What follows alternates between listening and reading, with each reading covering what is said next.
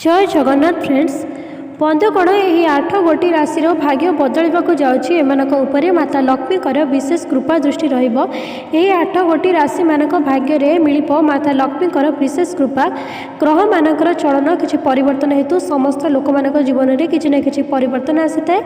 तेबे यही 8 गोटी राशि वर्तमान समय रे तांको भाग्य चमकीबाकू जाउछि। तेबे चलंतु सेही 8 गोटी राशि मानक विषय रे जानिबा पूर्व आपण मानक अनुरोध वीडियोटी भल लागिले लाइक करदेवे। चैनल को जदि नुआ करि आसिछंती चैनल को सब्सक्राइब करदेवे। प्रथम राशिटी होछि मिथुन राशि। यही राशि लोकों को आसंता मास पर एमानकर दिन गुड़िक बहुत ही शुभ होगाकू जाउछि। बहुत दिन पर मिथुन राशि लोक मैंने एबे खराब समय समाप्त होगाकू जाउछि।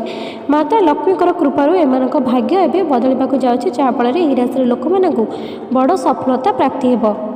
परवर्ती राशिटी होछि कुंभ राशि। यही राशि लोक निजर परिश्रम एवं संपूर्ण लाभ मिलवाक जाउछि। माता लक्ष्मी कृपारू एमाने धनवान होगाकू जाउछंती। एही मासर आरंभ एमानक दिन गुड़िक बहुत ही शुभ रहिबार अछि। एमानकर लव लाइफ रोमांटिक रहइबो एवं एही राशि व्यक्ति माने चाकरी खोजुचंती से माने बहुत जल्दी चाकरी मध्य पाइजिबे।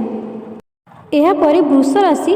वृष राशि लोक मानी आसंत मास पर ढेर सारा खुशी नहीं आसुची। तो माता लक्ष्मी कृपारू यही राशि लोक मैंने सफल जीवन व्यतीत करेंगे एवं एमानकर धन दौलत वृद्धि एवं एमान जीवन में खराब समय समाप्त होगाकू जाउछि। तापर मीन राशि। मीन राशि लोक मानक आसंता मास पर एमानक दिन गुड़िक बहुत खास होगाकू जाउछि। व्यापार रे एमानक शुभ परिमाणर जोग बनाउछि। एमानक मन रे एबे अधिक योजना आसीपारे। माता लक्ष्मी कृपारू एमानकर जीवन धनवान होगाकू जाउछि। समाज रे सेमानकर मान सम्मान वृद्धि होगाकू जाउछि।